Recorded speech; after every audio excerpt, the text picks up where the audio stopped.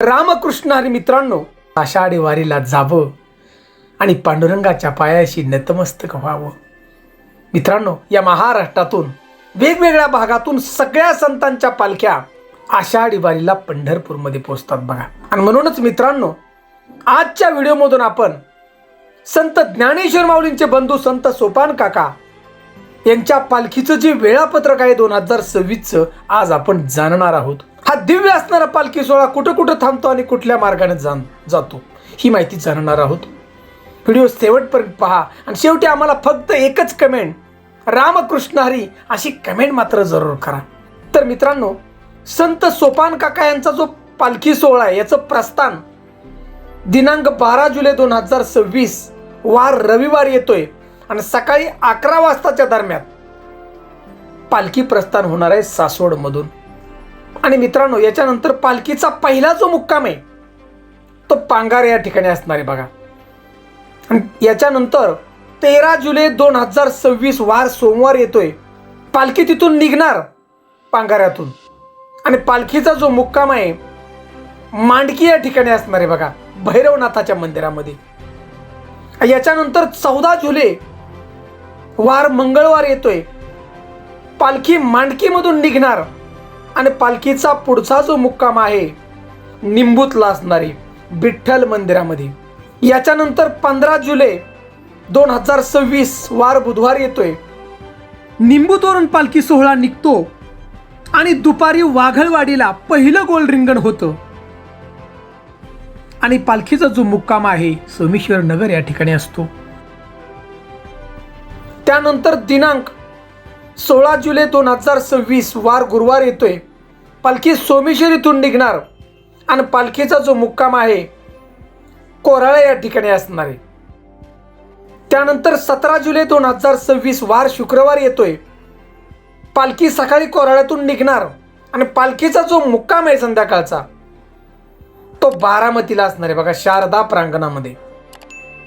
18 जुलैला बारामतीवरून पालखी निघते आणि पिंपळी या ठिकाणी बकऱ्याचं रिंगण त्या ठिकाणी असतं आणि पालखीचा जो मुक्काम आहे हा लासूरने या ठिकाणी असणार आहे बघा. त्यानंतर 19 जुलै 2026 वार रविवार येतोय,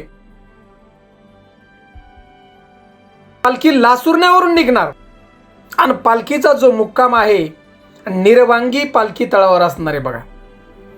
त्यानंतर 20 जुलै 2026 वार सोमवार येतोय, संत सोपान काकांचा हा पालखी सोहळा निर्वांगीवरून निघणार आणि दिवसभर प्रवास करून पालखीचा जो मुक्काम अकलूज या ठिकाणी असणार आहे. त्यानंतर 21 जुलै 2026 वार मंगळवार येतोय, पालखी अकलूज इथून निघणार आणि पालखीचा मुक्काम संध्याकाळचा बोंडले विठ्ठल मंदिरात असणार आहे. याच्यानंतर दिनांक 22 जुलैला बुधवार येतोय, बोंडले विठ्ठल मंदिरातून पालखी सोहळा निघतो आणि दुपारी संत ज्ञानेश्वर माऊली आणि सोपान काका यांची बंधू भेट त्या ठिकाणी होते. आणि हा सोहळा खरंच पाहण्यासारखा की डोळ्यातून आपल्या आनंदाचे अश्रू येतात ही बंधू भेट पाहून. आणि संध्याकाळी मुक्काम पालखीचा भंडी शेगाव या ठिकाणी असतो. याच्यानंतर 23 जुलै 2026 वार गुरुवार येतोय, भंडी शेवगाववरून पालखी निघते आणि दुपारी वाखरीला उभं रिंगण त्या ठिकाणी होतं. हा सोहळा सुद्धा खरंच पाहण्यासारखा, याची देही याची डोळा हा सोहळा नक्की पाहावा. मित्रांनो, संत सोपान काका महाराजांच्या पालखीचा मुक्काम हा वाखरी या ठिकाणी होतो. नंतर 24 जुलैला वाखरी इथून पालखी निघते, त्या ठिकाणी उभं रिंगण होतं, आरती होते आणि पालखी दिनांक 24 जुलै 2026 आणि पंढरपुरामध्ये पोहोचणार. मित्रांनो, लाखो वारकरी बांधव असतात, ऊन वारा पाऊस याची कुठलीही तमा न बाळगता.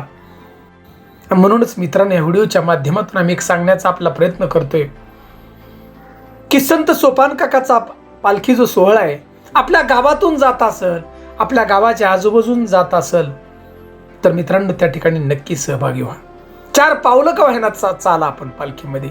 आणि सगळ्यात महत्त्वाचं म्हणजे त्या ठिकाणी आपण दान करा. वारकरी बांधवांना पाण्याच्या बाटल्या, औषधं, अन्न हे आपण दान करा. याचं फळ काय? तर मित्रांनो, अक्षरशः तुम्ही दान केलं तो प्रसाद तयार होईल, तुम्ही जे दान दिले ते. आणि पांडुरंगाच्या पायाशी त्या ठिकाणी नतमस्तक झाल्याचं पुण्य तुम्हाला मिळेल. तुम्हाला नाही वारीमध्ये जायला जमलं तर मित्रांनो, हे दान करा आपण. बघा, वारकरी बांधवांना, जे वारीवर आहेत त्यांनाच दान करायचं. भगवंताच्या पायाशी दर्शन घेतल्यानंतर 84 लाख योनीमधून आपली मुक्तता होणार आहे. मित्रांनो, अखंड विश्वाचा मालक त्या ठिकाणी बसलाय. बघा मित्रांनो, ही सुंदर अशी माहिती आवडली असेल तर फक्त रामकृष्ण हरी अशी कमेंट मात्र जरूर करा. आणि राम लिहिल्याचं पुण्य फार मोठे आहे मित्रांनो. जय जय राम कृष्ण हरी. चॅनलवरती प्रथम असाल तर नक्की सबस्क्राईब करा आणि बेल घंटीचं